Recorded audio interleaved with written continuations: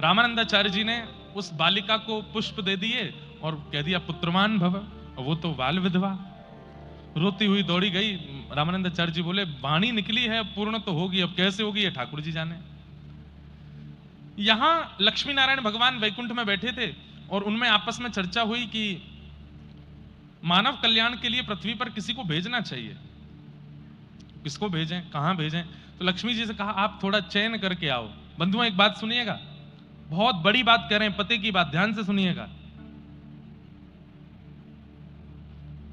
आकाश मार्ग में, वैकुंठ में, साकेत में, गोलोक धाम में जो वैष्णव भक्त जन हैं वो तैयार बैठे रहते हैं कि हम पृथ्वी पर जन्म लेने के लिए कहीं जाएं, पर उन्हें ऐसे पवित्र विचारधारा वाले माता पिता और परिवार दिखाई नहीं दे रहा आजकल कि जहां वो जन्म ले सके।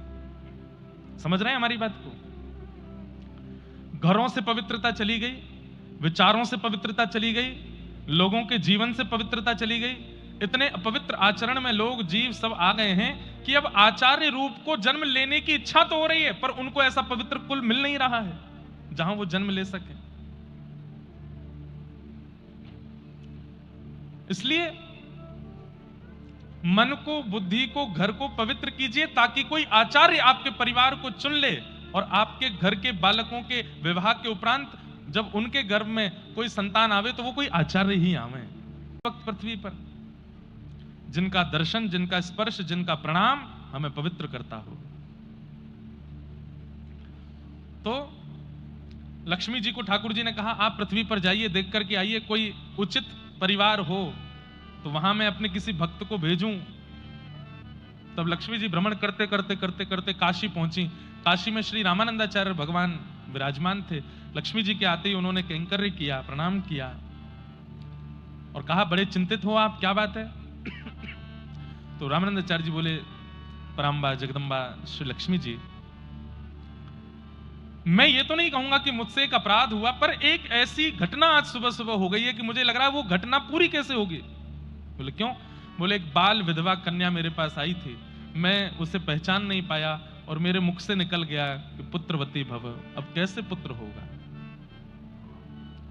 लक्ष्मी जी ने कहा बस मैं समझ गई कैसे होगा। वही कन्या है और वही पवित्र है जिसके यहां पर ठाकुर जी का कोई भक्त आ सकता है। मुझे बताइए किसकी कन्या है? तो रामानंदाचार्य जी ने बताया वो कन्या है, उसकी कन्या है, ऐसे बस तुरंत लक्ष्मी जी पहुंची वैकुंठ और जाके ठाकुर जी से कहा मिल गया परिवार, मिल गई एक कन्या जहां पर आप अपने परम भक्त भागवत को भेज सकते हैं। तुरंत ठाकुर जी ने प्रहलाद जी का आवाहन किया और प्रहलाद जी महाराज से कहा हे श्री भक्त प्रहलाद, अब आपको धराधाम पर जाना है और जाकर के जीवों का कल्याण करना है। तब प्रहलाद जी ही श्री कबीरदास जी के रूप में पृथ्वी पे आए। कैसे आए? वो कन्या जो उसकी झोली में पुष्प पत्र डाल दिए थे उसको समेट करके घर की ओर जा रही थी, रो रही थी, मैं तो मुंह दिखाने लायक नहीं बची। पिताजी वैसे ही संकोच में रहते हैं कि मेरी पुत्री विधवा हो गई, अब ये संत ने ऐसा आशीर्वाद दे दिया है, इससे तो और ज्यादा कठिन हो गया, अब मैं क्या करूं। इतने में ही क्या हुआ, उसके हाथ में जो पल्लू था वो भारी होने लगा, इतना भारी हो गया, उसने जैसे ही हटा करके देखा तो पत्र पुष्प तो अंतर ध्यान थे, वहां एक छोटा सा बालक आ गए, श्री कबीरदास। अब तो वो कन्या इतनी घबरा गई, इतनी घबरा गई, बोले अब क्या करूं मैं, ये तो और बुरा हो गया मेरे साथ, मैं किसको बताऊंगी, कैसे बताऊंगी कि ये कहां से मिला बालक। तभी एक सरोवर के किनारे वो कन्या गई और उस बालक को वहीं छोड़ दिया और ठाकुर जी से क्षमा मांगने लगी, मुझे क्षमा कर दें प्रभु, मैं इसको स्वीकार नहीं कर पा रही हूं।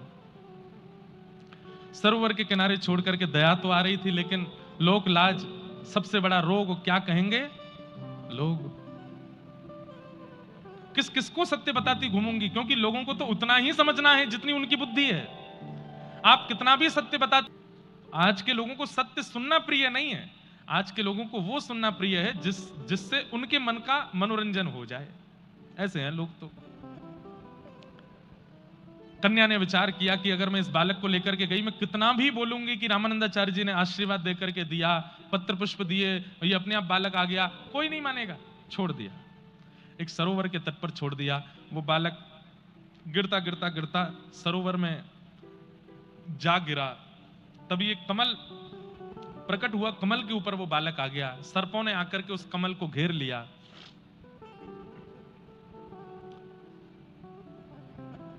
तभी काशी का एक कपड़ा बुनने वाला व्यक्ति, जो कि हिंदू नहीं था, मुस्लिम था, उसके वो पति पत्नी दोनों जा रहे थे। दोनों की यहां संतान नहीं थी, संतान की इच्छा बहुत ज्यादा थी। सरोवर के तट से निकलते समय उन्होंने जैसे ही देखा एक बालक, बोले देखो हमारे ईश्वर ने हमारी सुन ली, भले ही हमारी संतान नहीं हुई लेकिन एक संतान बालक दी है। थोड़ी देर हम प्रतीक्षा करते हैं, अगर इसके माता पिता आ गए तो ठीक, नहीं तो हम इसको लेके चले जाएंगे।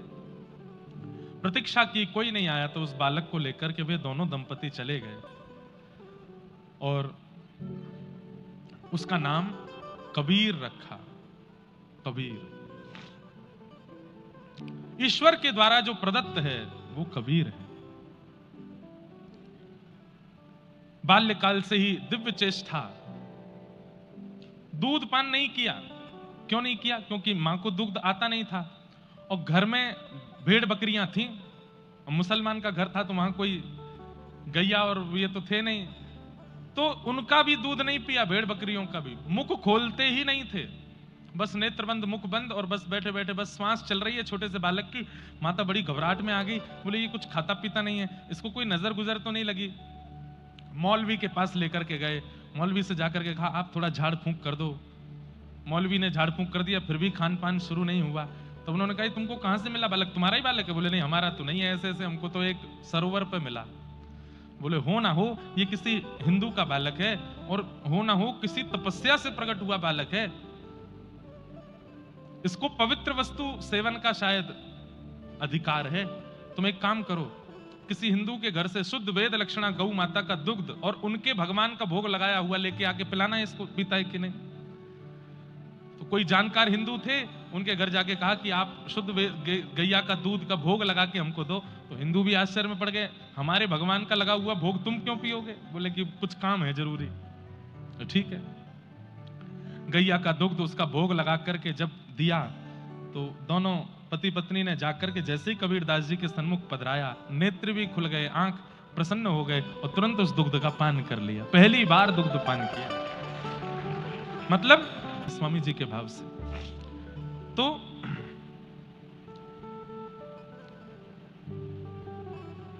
कबीरदास जी को ठाकुर जी का प्रसादी दूध जैसे ही दिया, उन्होंने तुरंत स्वीकार किया और पहली बार उन्होंने पयो व्रत को तोड़ा। धीरे धीरे कबीरदास जी बड़े होने लगे। अब तो रोज एक हिंदू के घर से आता है प्रसादी भोग, वही पाते हैं और कुछ पाते नहीं है। माता पिता को चिंता तो होने लगी कि भैया ये कहीं ऐसा नहीं हो कि देवी देवताओं को भी हमारे घर में ले आवे। तब पति पत्नी समझाते ठीक है, भगवान ने संतान नहीं दी थी, उससे अच्छा हो तो गई, एक संतान तो है, थोड़ा बड़ा होगा इसको भी सिलना बुलना सिखा देंगे, हमारी तरह काम धंधा करेगा, सब बढ़िया चलेगा। कबीरदास जी बड़े हुए थोड़े से, तो जैसे हमारे यहाँ पर अन्नप्राशन संस्कार होता है, हमारे यहाँ पर मुंडन संस्कार होता है, हमारे यहाँ पर नामकरण संस्कार होता है, फिर उसके बाद कर्ण छेदन संस्कार होता है, उसके बाद यज्ञोपवीत संस्कार होते हैं, ये सारे संस्कार बच्चों के होते हैं। ऐसे अन्य वर्ग विशेष वालों के यहाँ भी संस्कार होते हैं।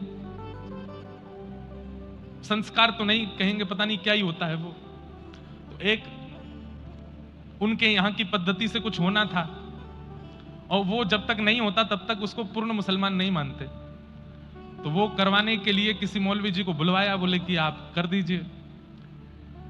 तो कहते हैं सैकड़ों मौलवी आ गए, सैकड़ों बड़े बड़े पीर आ गए, लेकिन दूसरों की पीड़ा दूर करने वाले, बुखार दूर करने वाले जैसे ही कबीरदास जी के घर में प्रवेश करते, तो प्रवेश करते ही उनको इतना तीव्र बुखार चढ़ता, नाचने लगते महाराज, उनका सिर इतना भारी हो जाता, चीखने चिल्लाने लगते, अरे तुम्हारे घर में कुछ है जिसके कारण हमारी बुद्धि भ्रष्ट हो जाती है, बुखार चढ़ जाता है। सब भाग जाते हैं वहां से। बड़े बड़े लोग आए लेकिन महाराज कबीरदास जी को स्पर्श नहीं कर पाए। तब एक बहुत बड़े मौलवी जी थे, वो हिंदुओं की भी खूब पहचान करते थे। उनके पास जाकर के पूछा, बोले क्या हो रहा है, हमारे घर में कोई आकर के ये क्रिया कर क्यों नहीं पा रहा है? बोले मैं आता हूं। तभी उन्होंने आकर के देखा, बोले अरे घर से बाहर आके बात करो, सब लोग सावधानी से सुनो। तो उनके पिताजी बाहर गए, बाहर जाके बोले क्या हुआ? बोले तुम्हारा बालक किसी बानर की गोद में बैठा है, और वो बानर हाथ में एक बड़ी सी गदा लेकर के बैठा है। जैसे ही हम भीतर गए तो हमको दिखाने लगा ऐसे और दूर भगाने लगा। वो किसी बानर की गोद में बैठा है। बोले कौन बानर है? बोले कि हिंदुओं का एक देवता है, हनुमान जी ही उनकी गोद में बैठे हैं, वो तुम्हारे बालक की रक्षा कर रहे हैं। भैया सुनो हमारी बात। बोले क्या? बोले काटा पीटी करके इसको कोई और मत बनाओ, ये जो है इसको वही रहने दो। इसको ठाकुर जी ने बना के भेजा है, ये परमात्मा ईश्वर ने इसको बना के भेजा है, ये और कुछ करके तुम इसको कुछ करने का प्रयास मत करो, ये जो है इनको वही रहने दो। माता पिता बोले ठीक है। कबीरदास जी धीरे धीरे थोड़े बड़े हो गए, अपने घर में रहते और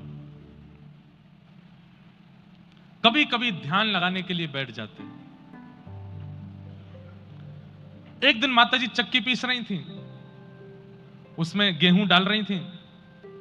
कबीरदास जी आए और आकर के बोले, मां ये तुम इतने सारे गेहूं अंदर डालती हो, सब कहां चले जाते हैं? तो मां ने बताया ये सब पिस करके बाहर आ जाते हैं। तुरंत कबीरदास जी बोले, ओहो तो यही तो दुनिया का चक्र है मां। ये दो पाटे हैं और इन दो पाटों के बीच में तुम जितने गेहूं डालते हो सब पिस करके आटा बन जाते हैं। ठीक वैसे ही मैया ये आकाश भी ऊपर वाला पाटा है, पृथ्वी नीचे वाला पाटा है। इन दोनों के चक्र में मैं, आप और ये पूरी दुनिया पिस रही है मां। हम सब पिसने के लिए आए हैं यहां पर, कोई नहीं बचेगा।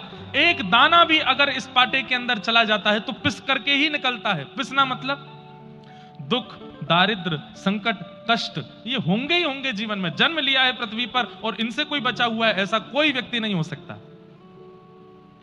सबके जीवन में कष्ट, दुख, दारिद्र, पीड़ा सब आता है। तभी मां बोली नहीं कुछ दाने बच जाते हैं। बोले कौन, कहां है मां? मुझे तो सब पिसे हुए दिख रहे हैं। तो मां ने पाटे उठा करके दिखाया तो बीच में एक लोहे का कुछ डंडा था, उसके नीचे 2-3 दाने बच गए। बोले ये बचे हुए हैं। तुरंत कबीरदास जी के नेत्र सजल हो गए। बोले कि मां अब मैं समझ गया। बोले क्या? इस पृथ्वी रूपी चक्की में सब आते हैं, आकाश और पृथ्वी के चक्के में सब पिसते चले जाते हैं, लेकिन ये बीच में एक लोहे का तंतु है, इसके नीचे जो छुप जाता है उसको ये पृथ्वी और ये आकाश और ये सब पिसा नहीं पाते। ये तंतु ही श्री गुरुदेव के चरणारविंद हैं। जो इन गुरुदेव के चरणारविंदों के नीचे आ जाता है, जो राम नाम के चरणारविंदों के नीचे आ जाता है, जो ठाकुर जी के आश्रय के नीचे आ जाता है, मां वो 2-4 ही होते हैं। हजारों डाले जाते हैं दाने पर, 2-4 ही बच पाते हैं। वो 2-4 वही बचते हैं जो ठाकुर जी के चरणाश्रित हो जाते हैं। चलती चाकी देख के देत कबीरा रोए, 2 पाटन के बीच में साबुत बचा न कोई। इन 2 पाटों के बीच में कोई नहीं बचा, केवल बचा तो वो जो ठाकुर जी के चरणार बिंदों में है, जिसने ठाकुर जी के चरण पकड़ लिए हैं। ने जब देखा कि सब पिस गए हैं, लेकिन जो उस चक्की के भीतर एक लकड़ी के नीचे अब छुप जाता है या आश्रय ले लेता है, उसको कोई नहीं पीस पाया। इस संसार में पिसना सबका निश्चित है, सबको पिसना पड़ेगा, लेकिन गुरुदेव और ठाकुर जी का आश्रय जो व्यक्ति ले लेता है वो चक्की के अंदर आता है लेकिन पिस नहीं पाता है। चक्की के अंदर पिसने का अभिप्राय क्या है, तात्पर्य क्या है? पूर्ण रूपेण इस संसार के बंधनों में बंध जाना ही चक्की में पिसना है। अब देखो एक बात आपको बहुत पते की बता रहे हैं, इधर देखो सब लोग ध्यान से सुनो। बोलते थे, थोड़े और बड़े हुए कबीरदास, पिताजी इनको लेकर के गए कहां? मदरसा पढ़ाने के लिए। मदरसा में मौलवी जी ने इनको ले लिया भीतर, लाओ हम पढ़ाएंगे इनको। मौलवी जी पढ़ा रहे थे, पढ़ाते पढ़ाते कोई काम आ गया तो बच्चों को बोले तुम लोग तैयारी करो, मैं अभी आता हूं। बाहर गए तो कबीरदास जी ने सारे बच्चों को राम राम राम बोलना सिखा दिया। बोलो बच्चों राम राम। अब सारे वहां पर जो मदरसे में बच्चे पढ़ने आए वो सब राम राम राम राम राम उच्चारण करने लगे। कबीरदास जी बोले ऐसे नहीं, नेत्र बंद करो, मेरुदंड कमर का सीधा करो, दोनों भुजाओं को बिल्कुल ऐसे रखो। बोले इससे क्या होगा? बोले इससे वो ईश्वर, वो परमात्मा जिसके हमारी माता पिता आराधना करते हैं, उसका दर्शन होगा। बोले अच्छा, और क्या होगा? बोले वो ईश्वर मिल जाएगा तो जो चाहोगे तुमको खिलाएगा, जो चाहोगे पिलाएगा। सब बच्चे आकर्षित हो गए बात से। बाल चेष्टा, बालकों को जैसा बता दो, उनके अंदर छल नहीं है ना, उनके अंदर कपट नहीं है, वो विश्वास से युक्त होते हैं। छोटे बच्चों की एक खूबी होती है, उनमें विश्वास की पराकाष्ठा 99% होती है। तो कबीरदास जी ने जाकर के सारे बालकों को राम राम सिखा दिया। थोड़ी देर बाद मौलवी जी आए, आकर के बोले, हाँ जी सब बालकों, जो तालीम हमने तुमको दी सुनाओ। सब बालक बोले, राम राम राम राम राम राम राम राम, जय सिया राम, जय श्री राम, जय सिया राम। उछल उछल के नाचने लगे, कीर्तन करने लगे। मौलवी जी तो अपनी टोपी पकड़े, दाढ़ी खींचे, ये क्या हो रहा है? पूरे मदरसे में महाराज हल्ला मच गया। कौन सिखा करके गया तुमको ये काफिरों के भगवान का नाम क्यों बोल रहे हो? बोले इसने सिखाया। बोले किसने? पहला दिन है विद्यालय में। कौन है? बोले कबीर। कबीरदास जी के पिताजी लेने के लिए आए। मौलवी जी पहले ही बाहर ही खड़े थे कबीर का हाथ पकड़ के। पिताजी बोले क्या बात है आप? बोले इसको ले जाओ, जीवन में कभी मत भेजना यहाँ पे, इसको पढ़ाना ही नहीं है हमको, हम पढ़ा ही नहीं सकते, हम तुम्हारे हाथ जोड़ रहे हैं, इसको लेके जाओ यहाँ से। बोले इसने किया क्या? बोले ये खुद सीखने आया, ये पहले दिन में इसने पूरे मदरसे में सबको राम राम सिखा दिया। एक दिन में जब इतना कर सकता है तो ये एक आध साल पढ़ लिया यहाँ पे, तो ये तो यहाँ भीतर से सब भगवाधारी बना के निकालेगा, इसको लेके जाओ यहां से। पिताजी नाराज हो गए कबीरदास पर। अरे तू घर में कर ले जो तुझको करना है, कम से कम हमारी जगत बदनामी तो मत करवा।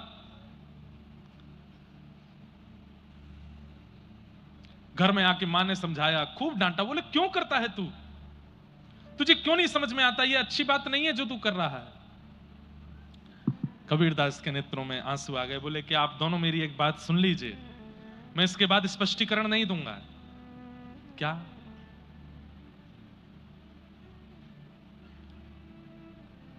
माई मोहे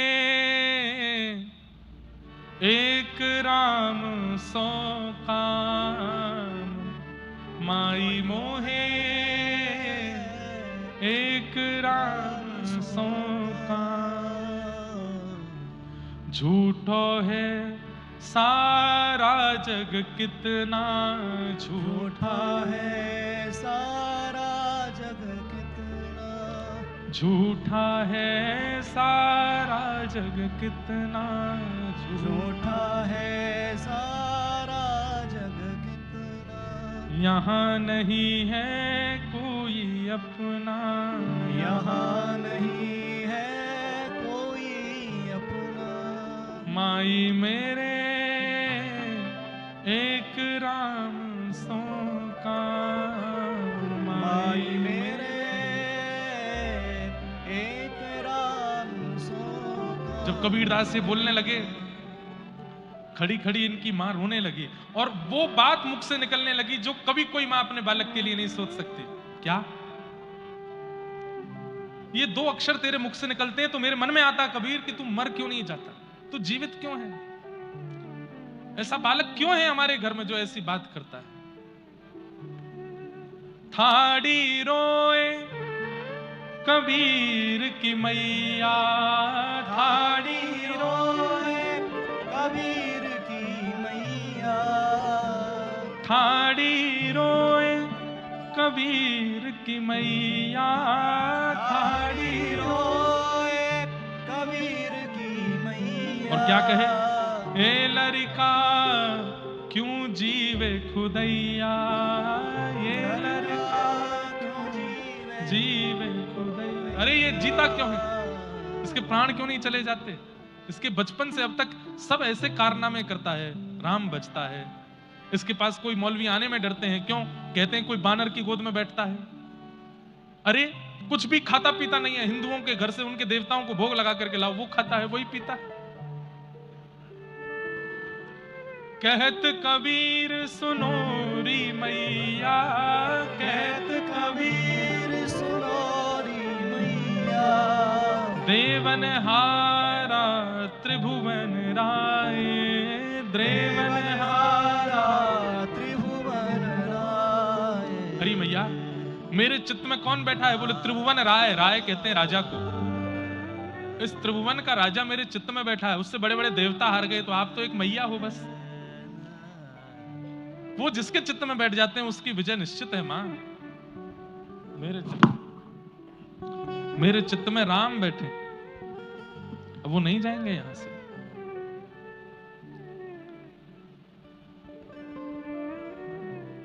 राम,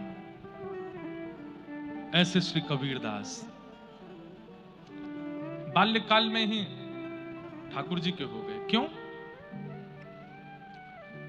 क्योंकि ठाकुर जी ने ही भेजा है। अच्छा